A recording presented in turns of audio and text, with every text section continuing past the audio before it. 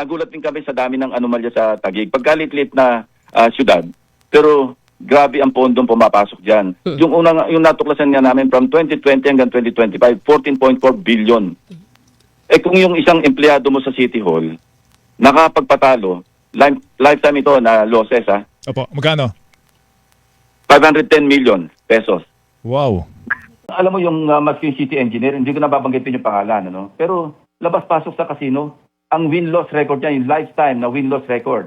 2 aliases ang ginagamit niya. Nasa akin yung record niyan. Nasa akin yung dokumento niyan. Will this be... Ang lifetime win-loss record, yung panalo sa katalo, kung susumahin mo, nasa mga almost 500 million pesos. So kung city engineer, gano'n ang gawi, hindi ko alam kung tolerated niya ito o hindi. Pero yan, nasa record din yan. Senator, dun po sa sinasabi niyong flow at paper trail na inyong tinutunton, ang end ba ng paper trail noong pera ay nandun kay Senator Alan Cayetano? Hindi mo na ako magko-comment. Pero siya lahat ang may control dyan. Okay. Enzo Recto, kalaban ang katiwalian at kasinungalingan, kakampi sa katotohanan at kabutihan. Nailagay po ninyo doon sa inyong X account, Ceasefire My Foot. Ano ba ang basis kung bakit nyo po ito nilagay? Kasi tinatanggi na ho ni Senator Alan Cayetano na siya daw po'y humingi ng ceasefire. Yan na nga ang tanong ko sa aking mga kasamahan. Nung nag-caucus kami last Wednesday, after ng aming session. Kasi after ng session, may caucus kami, may fellowship kami mga majority. So, na-bring up yan na merong sinabi na kung pwedeng ceasefire muna, magtrabaho na lang. Ang unang tanong ko nga may sincerity ba? Yun ang unang tanong ko na hindi rin lang masagot. So ito na nga yung lumalabas. Nasaan yung sinceridad kung nag-offer ka ng ceasefire, pagkatapos sa unang pagkakataon, pinagkakatanggi-tanggi mo. Yun na nga yung tanong ko sa kanila And I'd rather believe yung mga kasama ko sa majority than kung sino yung tumatanggi. Dahil alam mo, nagsimula ito Wednesday last week pa, na after nung aming impeachment trial. Remember, wala pa kaming session noon After ng impeachment trial, inisa-isa niya, inikutan niya na yung aking ilang, hindi ko na babanggitin ang mga pangalan dahil wala akong permiso para banggitin. Pero at least 5 of my colleagues in the majority, inikutan niyang isa-isa at nakikiusap siya. Kung pwedeng tigil na muna, parang ganon. Walang, in so many words, ceasefire. So nung na-bring up yan, noon napag-usapan, very informal ang aming pag-uusap sa kami, mga members ng majority bloc. Pero nag-intensify itong overture na ito Monday and Tuesday. Talagang, at saka nakapokus doon sa isang naming kasamahan. So Wednesday, sa caucus namin, among other topics, yan ang unang tinake up noong mismo pinagsabihan. Yan ang unang kong tanong, may sincerity ba? Makikita natin kasi, alam mo, pagka ganyan, nag-o-offer ka, magpakita ka ng, sabi ko pa nga tingnan natin, kung makapagpakita siya ng good faith, saka tayo mag-desisyon kung bibigyan ba natin ng pansin o ng puwang yung kanyang ino-offer na tigil putukan, magtrabaho na lang. Yan ang kanyang mga dialogue magtrabaho na lang tayo bilang Senado. Unang-una, sino ba nang gulo sa Senate? Kaya nagkaganyan-ganyan. Okay, nung isang araw kausap natin si Senator Erwin, di ba?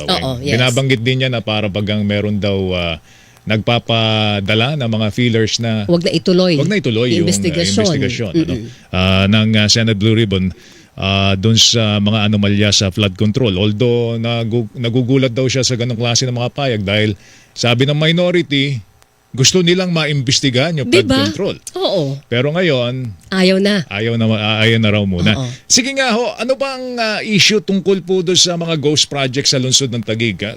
Bigyan nyo nga ho kami ng konting detalye po doon. Una-una, bigyan ko muna ng puna yung sinabi niyo tungkol yung sinabi ni Senator Erwin. Opo. Nung nambus interview sa Senate, ano sagot niya?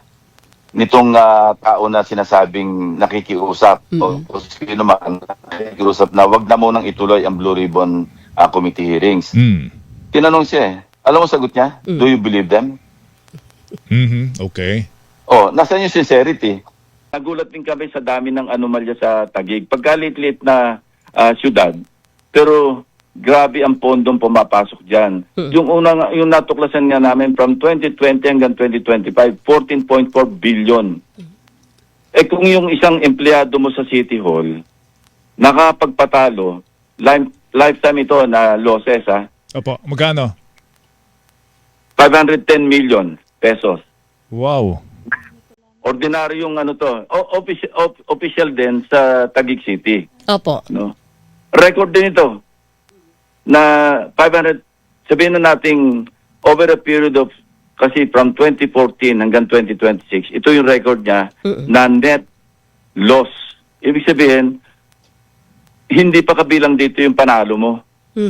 Yung talagang net loss niya na 510 million pesos, hindi pa nakakagimbal.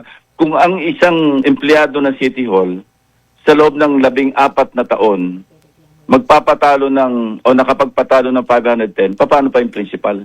Alam mo yung maski yung city engineer, hindi ko nababanggitin yung pangalan, ano? Pero labas-pasok sa casino, ang win-loss record niya, yung lifetime na win-loss record. 2 aliases ang ginagamit niya. Nasa akin yung record niyan. Nasa akin yung dokumento niyan. Will this be... Ang lifetime win-loss record, yung panalo sa katalo, kung susumahin mo, nasa mga almost 500 million pesos.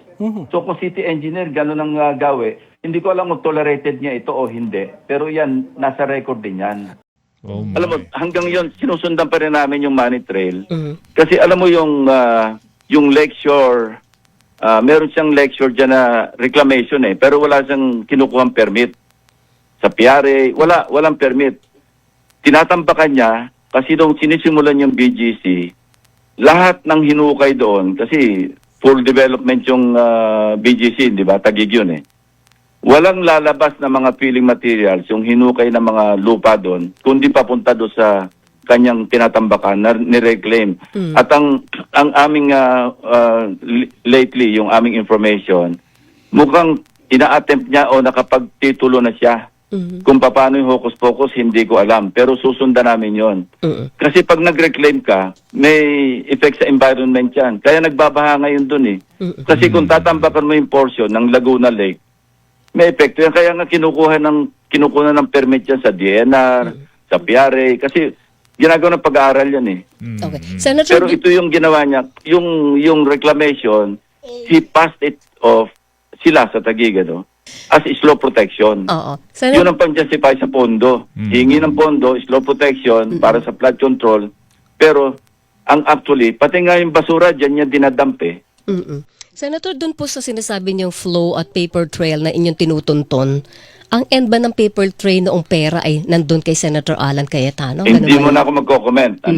Pero siya lahat ang may control dyan. Okay. O sige ho, abangan namin yung development. Basta sa ngayon, walang ceasefire. Tuloy-tuloy ito, Senator. Ganun yon. Wala, naandyan kasi pag hininto ko ito, ano to, parang nag-negotiate ka lang. Kasi he crossed the line. Sinasabi ko nga ito, alam mo, ang tagal namin kasama, alam mo 2007 yung first run niya sa Senate, malaki na tulong ko sa kanya kasi noon talagang under under pressure siya kasi pinalabanan pa siya nga noong administration noon ng kapangalan niya may nuisance candidate. Naawa ako sa kanya noon kasi yung nasa house siya, kami magkakakampi kasi kami para nasa opposition at that time. Against, sabihin natin, against PGMA. Kaya nung inalagaan ko yan ganyan talaga yung record niya Pero wala tayong magagawa, naandyan Opo. Okay. Alright, Sige, Senator. Thank you. Maraming salamat po sa Thank you, oras. Senator Ping. Senator Panfilo Lacson, mga Bunyog, halikan na kasama ka. Bunyog, kapag buklod ay may pag-asa. Luzon, Visayas, Mindanao, isa ang pananaw. Sa bagong Pilipinas ang bunyog isisigaw. Bunyog.